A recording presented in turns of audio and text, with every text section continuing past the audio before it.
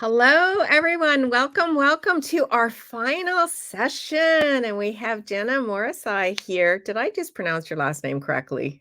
No, but it was a good effort. Okay. I've heard everything. Morchachi, Moriki, it's Okay. How do you say it? well, technically it's Moreci, but my ancestors have since Americanized it Yes. when they came over to the US. So we just say Moreci, Moreci. because it's easier to say than the Moreci. Well, that's where we're at. I see lots of people coming in. Linda started us off with kindness is the word, and it is the word. Everyone knows that's my favorite word. Brittany says, hello. So she kind of deserves a hello back just for that. Hello, Brittany. Hi, Jamila. Oh, Jamila says hi to me. So there. That's for me. Look, Larissa is Italian, and I love your last name. Fantastic. Thank you. I Nice. personally like it the original way, but they were trying to, the great grandparents were like, we need to assimilate. So we're just gonna. Oh, we got San Francisco, we got Florida. There's been people from just everywhere this week. It's been such an exciting week. We had our first day with Plotter, and so everybody started there. And then the second day was editing with Fictionary and Pro Writing Aid. And then yesterday was Draft to Digital with publishing. And today was kind of the round out day. And so this is our final session. And then after this, we've got a little gathering in the lounge for everybody just to meet. Ooh, Donna says the French Valley in northern Maine has lots of mispronounced names. Yes, it does. And that's okay. And I prefer a town that I grew up beside that I've called Elginburg my whole life. I met a person from there, and it's Elginburg. I'm like, what? Okay. 20 minutes down the road. You're like, shh, I've been saying it right the whole time. It's fine. That's fine. That's how I say it. Yeah.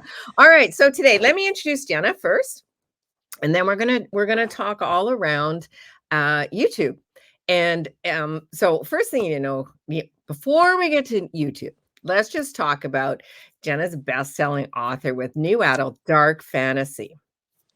Her books, Save Your Champions and Save Your Sister, are textbook examples of perfect structure. And I'm saying that from a place of knowledge. So if you're looking for a ripping read, super exciting, maybe a little bit of violence in there. There's just a little on in darkness. And we've had discussions around mine for me because I lived on a sailboat. The drowning one was really hard for me. Other people have different ones with the smack of the wall. There's stuff. These are not spoiler. It's just things that happen, and so. Yeah. But there is a good romance in there to keep you going too. So highly recommend anyone who likes reading that genre, just go for it. Such a great book, both of them. Thank you. Not only does Jenna write fiction, she writes nonfiction. And she wrote her book, Shut Up and Write the Book. And I'm going to stick a link in there for that. And of course, if you know Jenna, it's pretty funny and also straight to the point. Like, this is how you do this. Jenna also is a YouTube sensation. She has over 280,000 subscribers. Let me just say that again. 280,000 subscribers. She also has a partner who works with her sometimes and is on video a lot. And maybe is your partner there? Can we see her? Can you hold it up? What are you talking about? Here she is. She is the guest hostess. She's the reason everyone shows up. Let's be real. People are here to see Princess Buttercup, so named after the Princess Bride. But she is more affectionately known as Butters. I always bring her to interviews and stuff because if I don't, she will cry at the door. And she literally, I film with her. Like when I do my videos, she's always on my lap. She's just snoozing. So we're gonna let her take a nap. That's her contribution. So I'm so happy Butters is here because when I'm talking about your partner, clearly it's Butters. Right. That's just she's on YouTube. She's running the show. Yes, she really is the secret behind Jenna. So Jenna, let's start with I mean, this YouTube thing is a mystery to a lot of us who have been trying to get subscribers and stuff. So why don't we start with, you've got your artistic side Mhm. and you've got your business side. What in the world why did you decide you were going to start a YouTube channel? Let's start with that. Well, I've had this channel for about 10 years now, so we have to go back to my late 20s.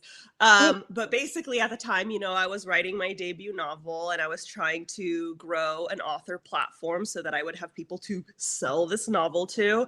And I had a blog at the time. I learned through that experience that I really Okay. hate blogging, but I didn't know what Cool. else to do to start my author platform. So I was blogging and I was giving writing advice on my blog, and I was offering critiques and stuff for other writers. And people kept repeatedly telling me, you should start a YouTube channel because you're really funny and your advice is very straightforward. And a lot of the advice out there is very flowery and beats around the bush. They're like, you should just start a YouTube channel because you've got the personality for it. Plus, you have good advice. And my response to that was absolutely not. There was no way I wanted to put my face on the internet. I just had no desire to do it.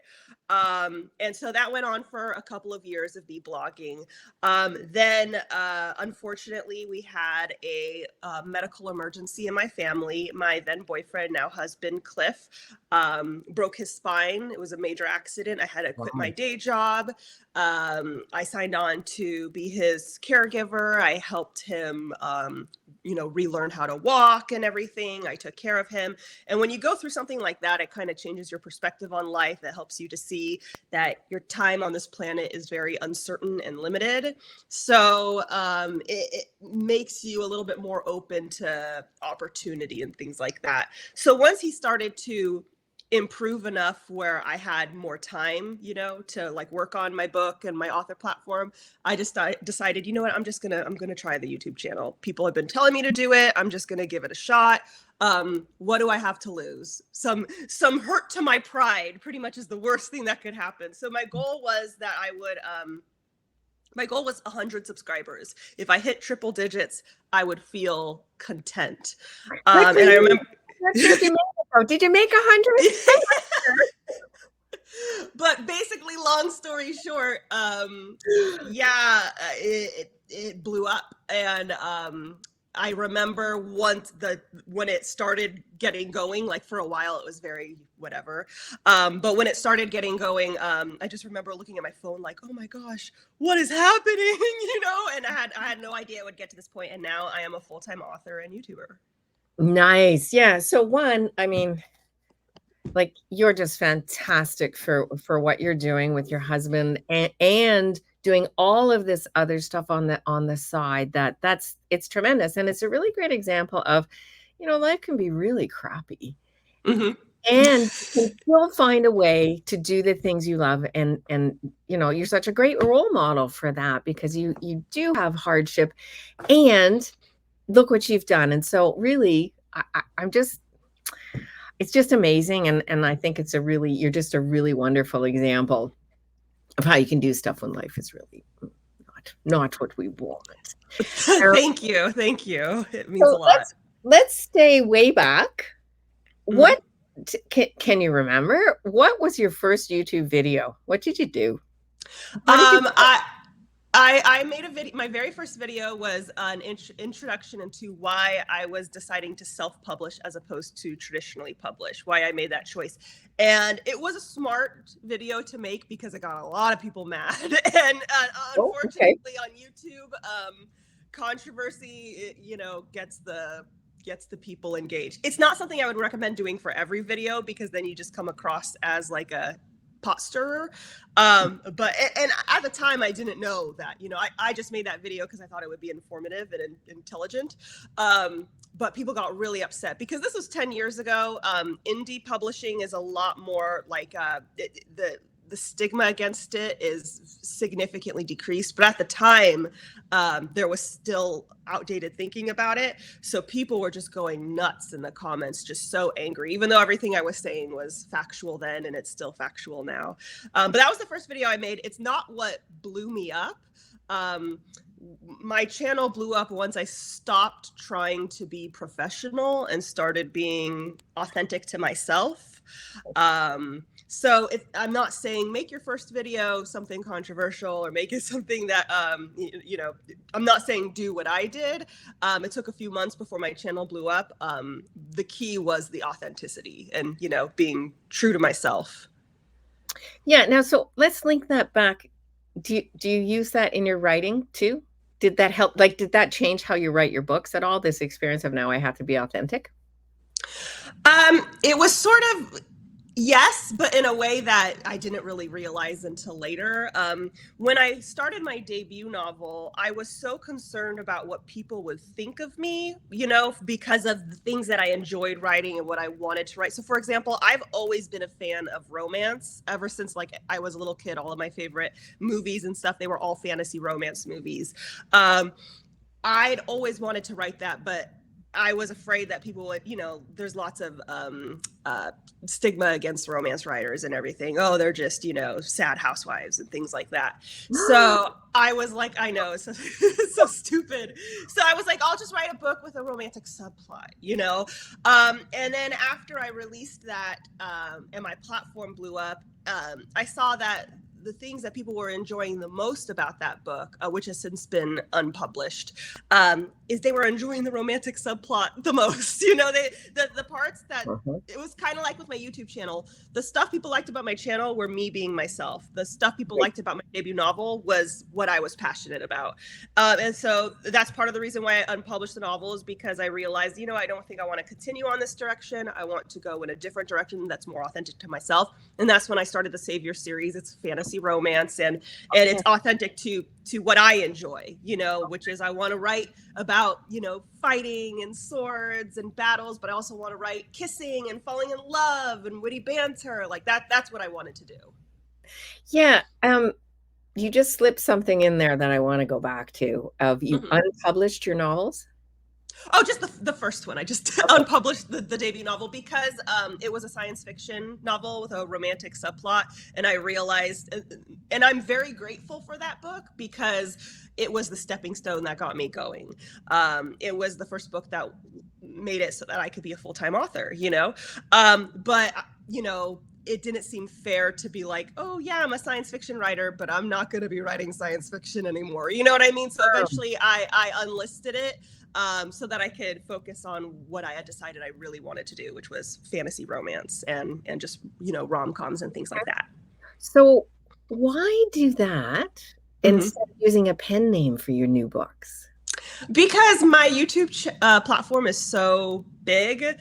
It would be a disservice to me to be like, oh, now I'm, Scarlett Johansson or something like that. You know what I mean? Like that name's taken, but I'm like pulled it off the top of my head. No, that actually might help me sell books. But you know what I mean? Like it would be like a disservice to me to not use my name when my name is recognizable. So that's a really interesting point for people, because that's, if you're going to use a pen name, decide early. Yeah. Before you're too famous, because after that, not gonna have a pen name. No, exactly. No. People ask me why I didn't use a pen name for my writing craft books, and I'm like, well, I'm stuck now. I'm stuck using Jenna Moreci at this point for everything that I publish, because that, it's, and I'm not saying that I'm anywhere near Stephen King's level. I'm not saying that, but how many people buy a Stephen King book just because it says Stephen King on the cover? Sure. Your name is your brand, essentially, and your pen name is your brand. Yeah. So we're hearing a bunch of volume. I'm hearing you perfectly fine. Are you hearing me okay? Yeah, I'm hearing you fine. I saw someone said that I'm going in and out, but I'm very close to the mic. I don't know what else to do. Just lean into that mic. Hello, everyone. Like we can talk like this. Okay. I just want to go back to that first video that you put up. So it's really hard for when you put stuff out on social media or on a video or whatever, and you get slammed a little bit, right? And that happened on your first video. Where did the grit come from to put up that second video? And what'd you do then to try and, I don't know, get past that? Well, that was my yeah, apparently when I moved back and forth. I'm sorry. I'm Italian. I move. I'll do my best. I'll be very frozen. I will be still. Um yeah, I'm going to sit like this so that so I don't move. What was I going to say? Oh yeah. So first of all, I film in batches. So by the time I released my first video, I already had like 10 other videos filmed. So it's like it'd be a waste not to put them up. Okay. So that's a good tip for people. Like make a bunch ahead of time so you're ready to go when you get your first one out. Then right behind, you've got and you can get sort of a rhythm going as opposed to trying to do one, and then you got to build the whole thing. Sorry, I'm distracted by all Megan, Megan, I think it's how you speak. You get excited. Oh, Jenna doesn't get excited. Really? No, that's not me. I am very cool, calm, and collected. Yes, we've noticed that. No, but basically I batch film. I still do this to this day. I film all of my content for the month before. So all of my March content, for example, was filmed in February. So I still do that. But basically, I expected going on to YouTube, especially as a woman on the internet. That was the whole reason that I was worried about being on YouTube is, oh, I'm going to get hate and I'm going to get, mean people and stuff. This is going to sound so depressing, but like growing up, I was heavily bullied and, I've heard a lot of horrible things about myself. So I think part of that prepared me for YouTube. It's kind of like, you can't say something I haven't already heard before. I was a undiagnosed autistic kid and I was told that I was weird my whole life. There's nothing new you could say. So that kind of helped. But also, there's this phrase that I heard that has stuck with me. And they said that you know that you're making it, like that you're becoming something once you start getting hate, because people only leave that kind of hate when unless you're actually doing something problematic, which making a video about writing is not problematic. If you're not being problematic or harmful and people are showing hatred towards you, it's usually because they're trying to knock you down to where they're at. There's some kind of level of feeling what's the word I'm looking for? I can't think of the word, but they're feeling like you're doing something that they wish they could do, yes, jealousy. Jealousy, there's the word. Wait, are we writers? Wait, what's that word? There's a word I want. There's some word. Yeah, I'm a writer. I swear I do. This is my career. Yes, they're also projecting. I know words. Yes, sometimes I do.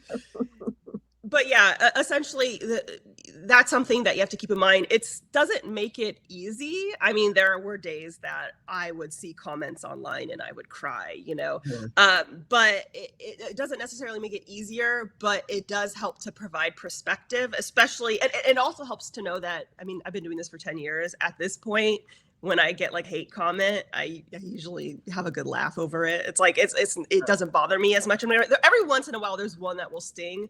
But for most of the time, it's you get used to it. So it's something that you have to keep in mind, that your skin will thicken over time if you allow that development to happen. Yeah, and I think, the big thing, it's easy to say, it's not personal. This person doesn't know you. And so when I get it, you think, oh, okay. And sometimes you feel really bad about it. You just think, I'm going to go do something else, like go train my dogs or something. But, just to like get out of the headspace. And with the Fictionary community, I just ask people to leave the community. You can't hear. Our community is all about kindness. And I've had people who actually have paid for a subscription and I've refunded their money and asked them no longer to be a subscriber. You just think, no, I just don't need this. I want all kind people in my life. So all kind people come over here and everybody else. No, I host my own writing server and you have to pay $1 a month to be in it. And there have been plenty of people that I kicked out. Like, I don't need your dollar. You're, if you're going to be a bigot, if you're going to be mean, this is not the place for that. This is a place where people are supposed to feel comfortable and welcome and feel free to be themselves. And we don't need that negativity. And then, when it comes to social media or people on YouTube, the block button is free and easy to use. And so if someone comes at me with you know, their BS, I'd block. It's, you know, it's not worth my time. I'm not going to try and, you know, debate with them. Like, no, don't be mean to me, because it's not about me. It's about them. Yep. Absolutely. And so it's just a way of controlling, even if people are out there and it hurts a little bit, you can still control it. And if you start controlling it right from the beginning, sets the tone. And that's just how it is, right? You can see everybody here who knows me. There's Fictionary people here. They know why I wanted to talk to you. You can totally see where I like Jenna, right? She's like my alley on all these thoughts. So we had one little thing here before it slides by, because it's in the chat, not in the Q&A. Bailey asks, how did you alert the internet that your YouTube upload existed? Social media is a godsend. I mean, it sucks in many ways, but it has changed the game for writers and content creators, pretty much. And I still do it to this day. I just post on all of my socials, new videos live. You know, I go to Instagram, I post a little video there. I go to TikTok, post a video there, new videos live. I go to Facebook, even Tumblr, which is a wasteland, Twitter, all the places. I just let everyone know the video's live. And as you gain more subscribers, you encourage them to ring the bell, and that way they will be alerted every single time your video is live. And yes, Jamila mentioned subscribe button. Unfortunately, if you subscribe, you're not always alerted that the video is live. So you got to subscribe and ring the bell, and then they will be alerted every time your video's up. And so every video I remind people, subscribe and ring the bell. So you can tell me about this ring the bell thing. Like, what physically is it? Is it something that pops up on the video? Is it like, what is it? It's just a little bell button beneath the YouTube video. And if you click it, it sets it so that you get automatically alerted when that channel has a new video. Fancy. Excellent. So I got to back up just a little bit again. What was the video that turned it around? Like the first one where you started going, whoa, I'm getting traffic. There were kind of two in conjunction. So like I told you, I was, trying to be professional, trying to be poised, and, like, I am a real writer. Like, look at me, I'm an adult. And, I had maybe 100 subscribers, but I wasn't getting a lot of views, obviously, because it's 100 subscribers. And I was like, you know what? No one is watching these videos. I'm just going to start making the content I want to make. I'm going to be myself. I'm going to stop bleeping out curse words. The first video I think I made like that was called Being a Writer is Hard, something like that. Yeah. And I just made like a funny rant about all the downsides of being a writer. And all of a sudden, people were like, I love this. This is so funny. And I was like, oh, that's cool. And it started to take off a little bit, and then I made another video, and it's still one of my most popular today. And it's the 9 weird habits of writers. And I talk about the weird things that writers do that are like, that make us awkward and antisocial. And that's as we sit and talk on the internet, right? And that one, I was so funny because I posted that video, and then my sister was getting married. I went to her bachelorette party, which was in Disneyland. And I am just in line for the Toy Story ride, looking at my phone as it's going 100 new subscribers, 200 new subscribers. And I remember it went from literally just like a few hundred subscribers to 9,000 that day. And it's my sister's day. It's her bachelorette party. And I'm just standing there staring at my phone like, holy crap, something huge is going on. And I can't tell anyone. So I'm just like internally like about to burst because I'm not trying to like rain on my sister's parade. But yeah, by the time I got home, I had like 10,000 subscribers. And I was just like, what happened? Like, how did this happen? All because I was finally authentic and being myself in my videos. And so I just kept that up. Okay. Now I'm going to ask you the top thing you think you should do if you're creating a YouTube channel, and the top thing you should not do. Okay. Butters, chill out. She's hearing the garbage man. Okay. So the top things, there are two top, well, oh gosh. Okay. You can do two. It was fine. Okay. Well, first of all, be authentic. When I first started my channel, there were some people who saw my popularity and started trying to be Jenna 2.0. And I'm not saying that this was okay for the commenters to do, but the commenters just ripped them to shreds saying you're just copying Jenna, which was messed up. Commenters should not do that. But the reason that happened is because they saw what I was doing and thought, oh, Jenna's like, she swears a lot and she's sarcastic. That's why she's popular. That's not true. The reason that I did well is because people can sense authenticity, and people can sense when you're being yourself and you're accepting who you are, and they gravitate toward that. So rather than just copying someone else who's doing it right, be your own brand of weird. Like, just be you. If you are very cutesy and you don't swear at all, and you say like, oh my, and things like that, do that. Like, be you. So authenticity is extremely important because people are attracted to it, they gravitate toward it. Invest in video editing. A lot of people will start a channel and they'll leave all the ums and uhs and the long pauses and stuff. That's not going to fly today. There are certain things that you don't need to have starting a YouTube channel right away. Like, you don't need to have perfect lighting. You don't need to have a perfect camera. You can use your iPhone, but you need quality audio and you need good editing. So those are the parts that you should start with. And also understand, especially, well, this applies to everyone, but this is something that I see a lot of writers on YouTube messing up. Don't start with an intro of, hi, this is who I am. This is all about me. This is the book I'm writing, because people don't know who you are. What have you ever been on YouTube and said, look at this strange person that I've never heard of in my entire life. I'm going to watch a 20-minute video all about who they are. That doesn't happen. You have to offer some kind of service. You have to offer something that people want to click on. And people hear that and think, oh crap, like, what do you mean a service? A service doesn't have to be like, I give writing advice. It doesn't have to be that. It could be entertainment. It could be humor. It could be, a lot of writers do book reviews. I follow Santa Gata Studios on YouTube. All they do is play games, and it's hilarious. They literally just play different games on their channel. It's funny that the service is to make you laugh. So you need to offer some kind of service to people. And then as time goes on and you gain all the subscribers, then you can start introducing yourself and plugging your work, because at that point they are invested in you and they care. Things not to do. This kind of goes against, I guess, what a lot of people would assume. The videos where you are negative, for example, I make a lot of videos where I talk about the worst tropes in certain genres. Those are always going to perform well. People love ranting, they love venting, they love bashing.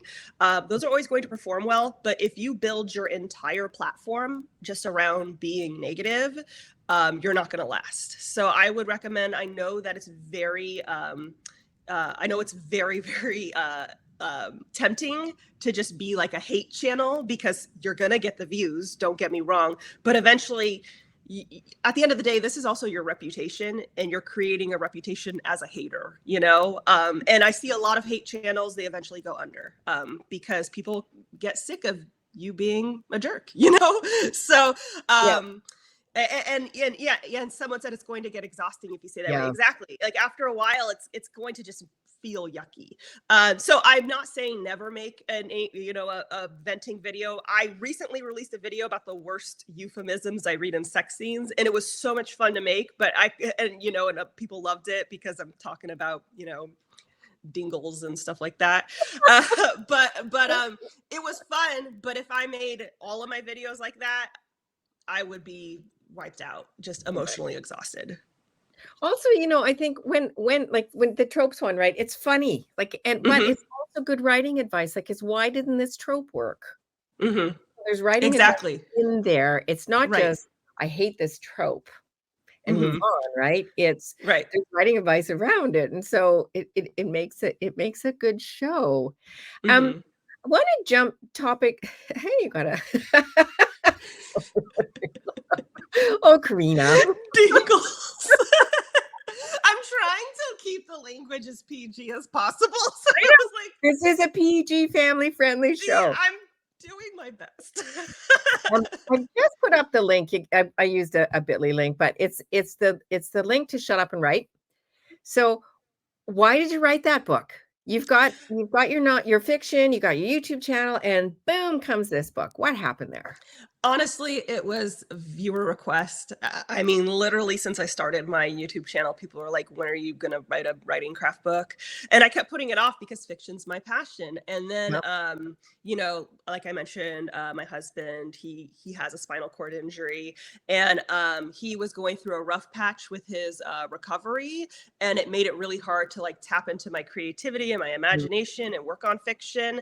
And people had been begging for this book for a long time. And I was like, okay, well, I might not be in the most imaginative creative space right now, but I can absolutely write a nonfiction book right now.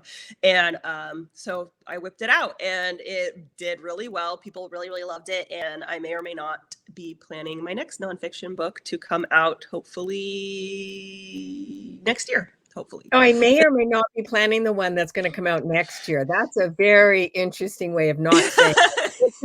That's all I can say. I've said too much.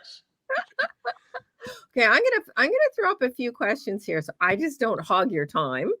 So Paul asks, how do you balance personal preference and objectivity? I've seen some YouTube channels use the former as a platform to peddle what they think is good as written in stone, but also affecting consumer choices. That's a big question. That is a very good question, and I think that's something that a lot of people struggle with. I think it's important to add that disclaimer in the video, because I've made videos like the worst and best tropes. Those are all my personal opinion. You know, I'll talk about how much I hate love triangles. Some people love triangles, you know? So I think it's important, if you are going to make a video that's about preference, you need to state, this is my opinion. In my best and worst tropes videos, I always say, like, disclaimer, this is my personal opinion, and I reserve the right to change my opinion at any time, because sometimes you love it. You know, I used to love enemies to lovers, now not so much. You know, I think it's important to understand the difference between preference and objectivity. And if you are writing a video, if you're making a video where it is about objective fact, then, you know, then you're fine. But I think it's fine to talk about your opinions, so long as you state that it's your opinions. In the most recent video I did, where I talked about the euphemisms, I said, this is my personal opinion, and I know it's an unpopular one, because a lot of the euphemisms I stated are very popular. Like, people like those euphemisms. So I was very clear on the fact that this is just my opinion and why I feel this way. But you might disagree. You probably will disagree. And so I think it's fine to do either or. It's fine to talk about your opinions, and it's fine to talk about objective fact, because as subjective as writing is, there are things that are objectively true. It is objectively true that if you are writing a novel, your novel needs to have a storytelling structure. That's just, if without a structure, the story will fall flat. There are some things that are objective fact.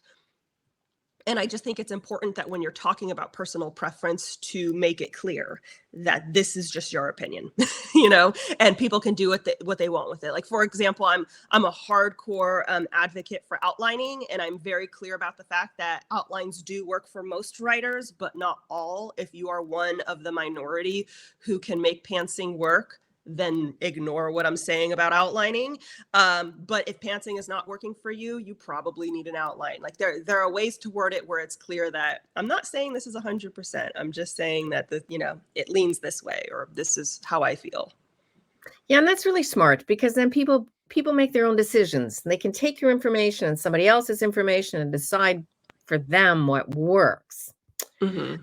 Okay, next question from, I think it's Larissa. It's blocked out on my screen. Yes. How do you suggest someone start a YouTube channel while balancing life, especially since you were going through it when you started? How do you suggest managing time and creation with our messy, chaotic life that everybody has? Do I relate to this? Okay. So first of all, the biggest thing is batch film. I filmed 10 videos before I posted one online. So always plan ahead of time and cut out a block of time to create all this content ahead of time, so that you can focus on the messy stuff. And what's good about batch filming, especially if you haven't started the channel yet, if you're brand new to it, you could film one video today, and then if the next week is chaos, it's fine. Just handle the chaos and then film the next video. It could take, if you need to spend 6 months batch filming, then that's what you got to do. But just the idea is make sure you have a bunch of videos planned ahead of time and then, post them online. For me, what I do was I usually spend the last week of every month devoted to YouTube. I script my videos, I record them, and I ship them off to my video editor. And then I tell my assistant what the details of the videos are, and she makes the thumbnails. So the last week of every month, which will be next week for me, is devoted to YouTube. And obviously I have life things in the way, but scripting and filming the videos is not going to take me the whole week. It's just going to usually a day to script and a few hours to film. So yeah, it's just all about trying to get as much done as possible on like a specific schedule and at one time. I don't know any YouTuber who just films one video at a time. So it's all about batch filming. Like I said, I film a month's worth of content in one day. It usually takes me about 20 minutes to film each video. So we're talking about 2 hours to film for the entire month, and then you're done and you ship it off. Obviously it's different if you're just getting started. I imagine you don't have a video editor and you have to edit it yourself. So, account for that amount of time, account for that. And that's why I really recommend get at least 10 videos filmed before you even put one up online, because it is going to take some time at the start of it. What's brilliant about that advice? It can go right into writing life, is that block your time and be really protective of your creative time, because creative time needs concentration. It needs a place where you can sit down and not, I don't know if this happens to you, but if I'm writing and I'm in the middle of writing a sentence and somebody interrupts me, it's like it falls and crashes to the ground and just disperses. And I can't get it back. And it really frustrates me. And so I've trained everyone around me, my entire family. If I'm in my writing time, the house better be burning down. Don't talk to me. Like, let me do this. And we had, when my husband and I were living on our boat, we actually had alarms for me because, the water maker would be making water and he would be off the boat. He's like, in 2 hours, you have to get up and do this. Like, okay, set an alarm. That's fine. I'll allow that interruption, but too many interruptions and your creativity gets dampened. I find it really hard. And so I'm very protective about my creative time, whether it be something like, batching your YouTube videos takes a lot of creativity, or you're trying to write your book or edit your book. You've got to be a little tiny bit selfish and just. Yeah. I agree. And someone mentioned, they said, if you're brand new to YouTube, maybe upload them as you go so you learn from them. It would be terrible to film and upload 10 videos that all have the same mistake that you could have learned from the first video. I don't recommend this. I do recommend batch filming. You are not going to learn from the first video. Your first video is going to get no views. Your first video is not. When I talked about how my first video performed, it took months to get those views and those comments. Your first video, you'll be lucky if you get 3 views. You are not going to learn from the first one. It's going to be months before you start noticing patterns and trends.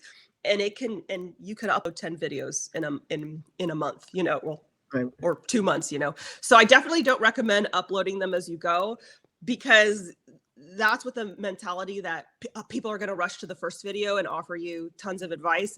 It takes months and months and months to start getting any views on your videos. So yeah, I don't recommend that. I understand the thought process behind it. It's just not realistic to how it actually works. Okay.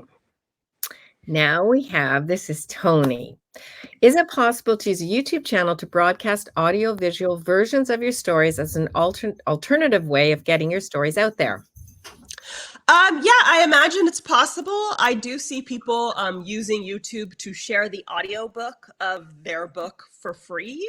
So it's definitely an option for you. I don't have any experience with that myself. I think for me, that's not something I'd be interested in doing until after the channel is monetized. My channel is obviously monetized, but for a lot of people, what was I going to say? The comments, for a lot of people, it takes a while to get their video demonetized, or it takes a lot of time for their videos to get monetized. So essentially you're putting your story out there and you're not getting paid for it. So I would recommend, waiting until you're monetized so you can still make some cash. Nice. Now, define to everybody what monetize means in a YouTube world. There's a very specific meaning, right? Yes. Basically, it means that you are now, those annoying ads that play before and after videos.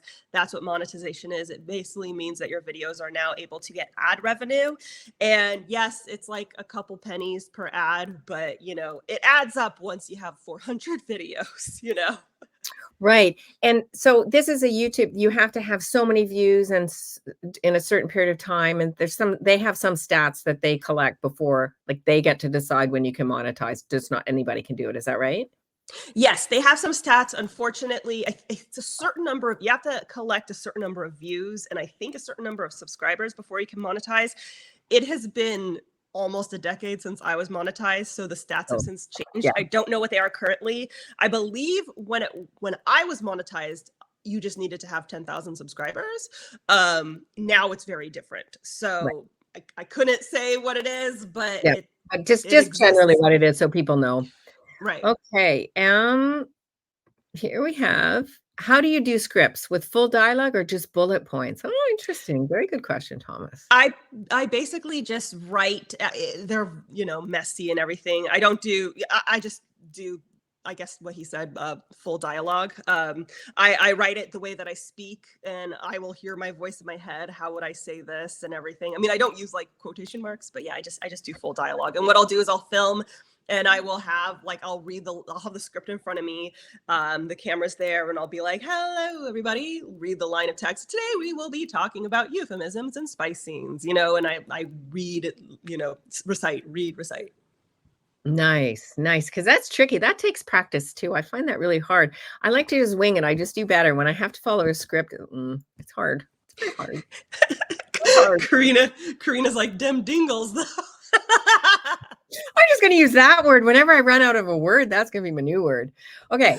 So we have Jamila says, how do you overcome wanting to see yourself on screen? Oh, interesting. I'm assuming you mean not wanting to.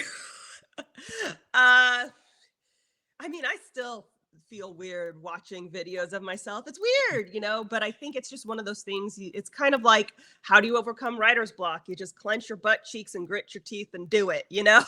You just write the words. It's kind of like that. You just, you find the good lighting, the lighting that you feel the prettiest in, and then you just make it work. And it helps to understand, like, if everyone is flawed, everyone is imperfect. No, there is not a single person that was just granted perfect beauty on this world. So why should I hold myself to that standard? So I try to go into it like sometimes I'll have zits in my videos, and I'm like, you know what? I'm sure the people watching this have zits too. So if they complain about my acne, maybe they should look in the mirror, Right. So it's that for me, it was what was weird about being on screen is I'll pick my face apart, and then I have to be like, okay, Jenna, chill out.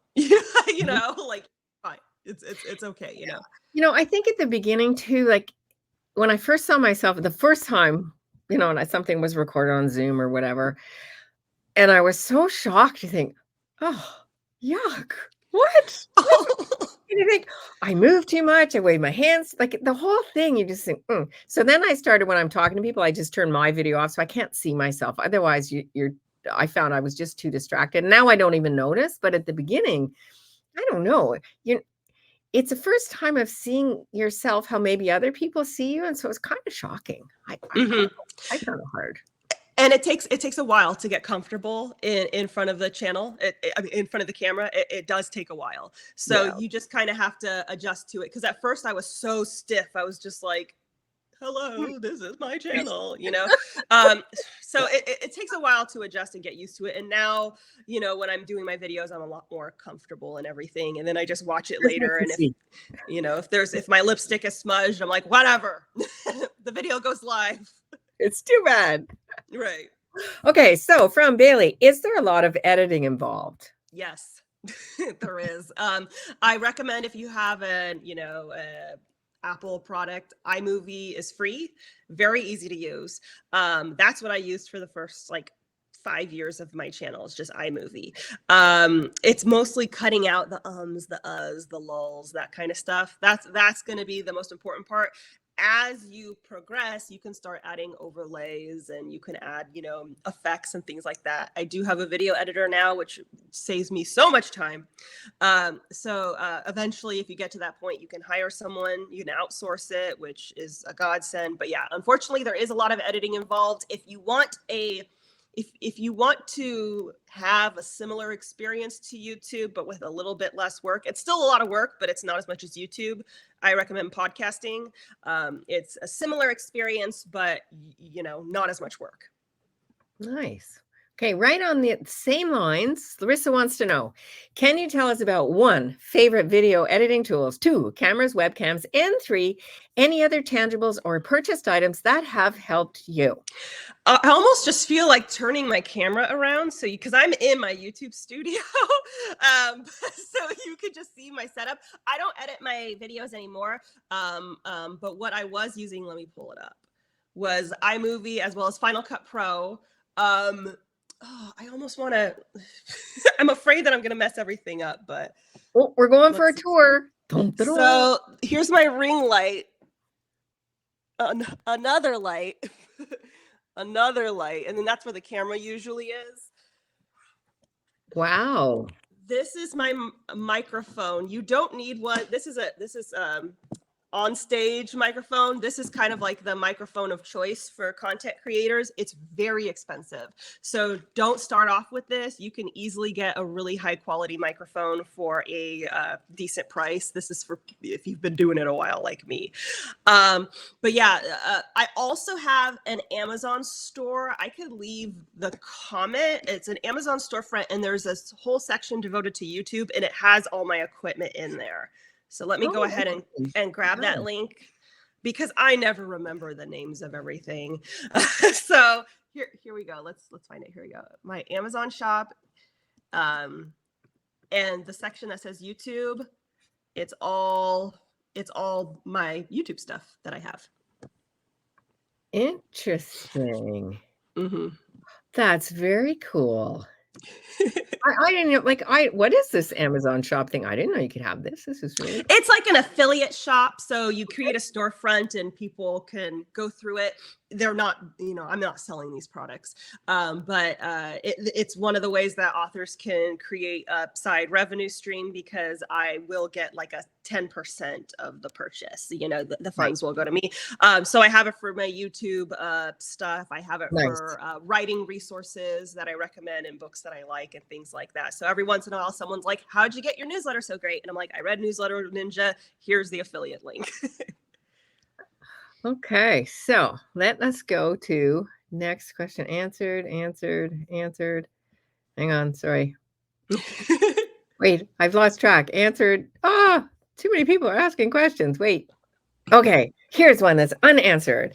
Anne says, how many videos do you put out a month and when are the best times to release those videos? I do 1 video a week. And I also live stream on Mondays. That's a newer development. I've been doing writing sprint live streams where we get together and we work on our books at the same time. And people are really enjoying it because it's good productivity for them. But also I am the worst when it comes to like secrets about like my own writing and my life. And so I'm just giving spoilers. I'm just like, oh my gosh, they just murdered someone. I'm just like, so people enjoy it because like I accidentally revealed a relationship that's going to happen in this book and my guest host was like, Jenna, and I was like, I'm sorry, I'm so bad at this. So anywho, I do these live streams and people join in and we write our books together and they get to hear spoilers, we answer questions. But so yeah, I do once a week. Most channels do at least once a week. The recommended amount is 3 times a week. I don't have time for that crap. I don't have time for 3 times a week. But that is what's recommended. And as far as the best times go, this kind of changes over time. There are different like analysis and things like that. When I started, the best time was to do it on Wednesdays, hump day. Usually, for my time, it would be kind of like around noon. I'm in Pacific time. I'm in California. But those stats change. You could easily Google and you will get the most recent stat. The reason I don't know the most recent stat is because once you pick your time to share, you need to stick to it because readers or viewers are going to expect it. So they're going to expect. So now people expect my content on Wednesdays. So it's not always at noon. It depends on what I'm doing that day. But the idea is everyone knows that on Wednesday they come to my channel. So whatever day you choose, stick with it. I just wouldn't recommend making it a weekend. I would recommend making it a weekday. Interesting. Now, why a weekday over a weekend? You got to expand on that. The views are much better on weekdays. I'm guessing people are bored at work, bored at school, things like that. And on the weekend, they have a life. They're out doing things. That's awesome. Yes, see, Jamila was like work hour, exactly. Or work lunch hour. Yes, exactly. So I don't recommend weekends. I've posted bonus videos on weekends before, just flop, so I don't recommend it. Interesting. That's really good to know. Okay, so we have Karina. Do you think a YouTube channel just for a series would be okay? I wanted to do a series for people to follow along with me while I try to become a writer, write a book, and publish my first novel. Great. Yeah, I've seen other writers do this. It's definitely worth a try. The one thing that I would warn people about YouTube currently is when I started my channel, I only found 3 other YouTubers talking about writing.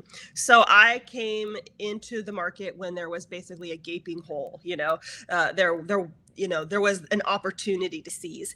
After I started my channel, AuthorTube became a thing and it became very highly saturated. So just understand, it doesn't look like you're going to be giving writing advice per se, but this is more like follow me, almost like vlogging, follow me on my journey. I think this is a fantastic idea personally. I have seen other writers do this successfully, but if you come onto YouTube specifically to give writing advice, I would recommend maybe going a different route just because that market has become saturated. And a lot of the people who give writing advice on YouTube are best-selling authors, award-winning authors, things like that. And so who are you, like, just looking at the options, if you're a viewer, who are you going to get writing advice from, a bestseller or someone who you've never heard of? I know that sounds very harsh, but this just, the reality of the situation. I like this idea because this seems really relatable, and people can kind of learn alongside you and learn what worked for you and what's not working for you. And it's kind of like how I do the productivity writing sprints, we're in this together. So I think it's a good idea and I think it's worth a shot. Nice.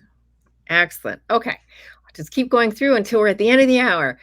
Next one is from Maureen. How long did it take to become monetized?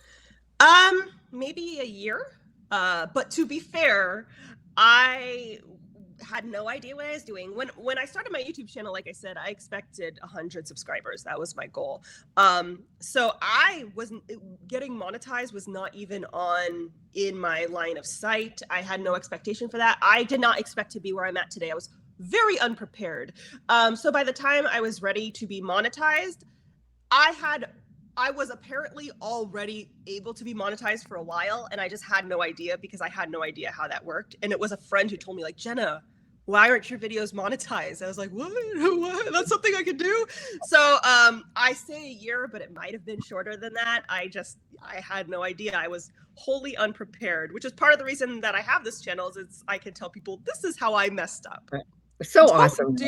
Don't do that. Like, really so awesome. Okay, Brittany, trying to start my author platform on socials, but I don't know what to post. What do you suggest for first starting, or am I making a bigger deal out of it than I should? LOL. Well, in terms of making a bigger deal out of it, just remember everything's deletable. My very first video, pretty much almost the first full year of content from my YouTube channel is gone because it's no longer applicable, or it's just embarrassing.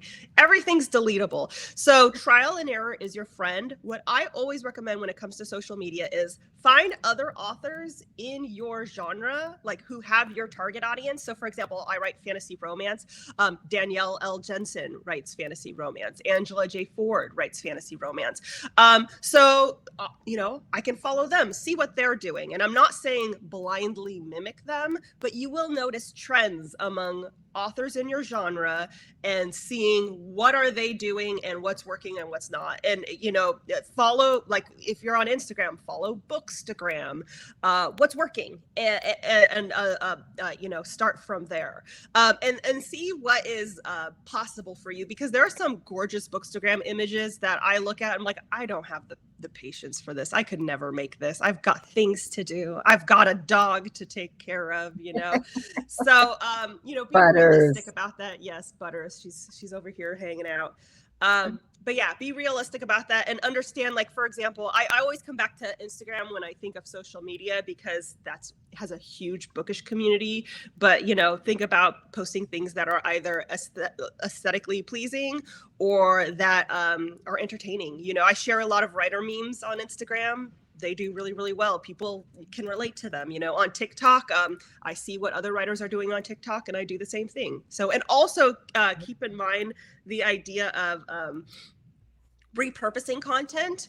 I have my assistant make little tiny clips of all my YouTube videos, like a little 1-minute clip, and I can share it to Instagram. I can share it to TikTok. I can share it to YouTube Shorts. So now I have this one video that has created content for 4 platforms. So repurposing is always a great idea. You can follow me on Instagram if you want, or TikTok, and you'll see tons of videos that are just little clips from my YouTube channel, you know? So repurposing is a godsend. Nice. Now I'm going to do one last question, and I've lost it. This one, because it's really cool. This is from Megan. Is the thank you for Amazon follow email that is sent immediately after following an author on Amazon something that is new? I never received it before, but just got yours. How do I set that up? So cool. I have no idea. I did not know that email was a thing. So first of all, thank you for following me. That is so sweet. I'm just going to assume that it's new because I set up nothing. So I'm just going to assume that it's a new thing that happened because I did not set this up, and now I am curious too. I know. That's why I thought I'm going to end there, because sometimes, I mean, that's what's so fascinating about these conversations and questions, because you just discovered something new about your right. running. Jamila says it's at least a year old. Okay. Well, Jamila. So it is. Yeah. So it's pretty new. So I just want to say, shut up and write the book. I put the link up in the chat, and also the link to Jenna's YouTube channel. Thank you, Jenna. Like, fabulous information for everybody. I always love talking online. It's so much fun. So yeah, thank you really for being here. Oh, look at all the hearts you're getting. Thank you. It was so much fun. You know that I love chatting with you. And yeah, it was great. Thank you so much for having me. I'm honored. And no, you're welcome. So for everybody here, Butters too. Oh, Butters is always welcome. Sometimes Butters is more active than others. Yeah. I know. We got a little growl today, but that was it. Right? Just one tiny. She's like, I have opinions. For everybody else, the wrap-up party and networking starts in 1 minute. You can see the join now button. If you just go up to the schedule, you'll see the join now. There'll be lots of people hanging out and chit-chatting. At the end of the day, I might just go get a glass of wine and bring that with me. Who knows? Nice. Thank you, Jenna. Thank you, Butter. Thank you. Bye, everybody. Say bye. Say bye.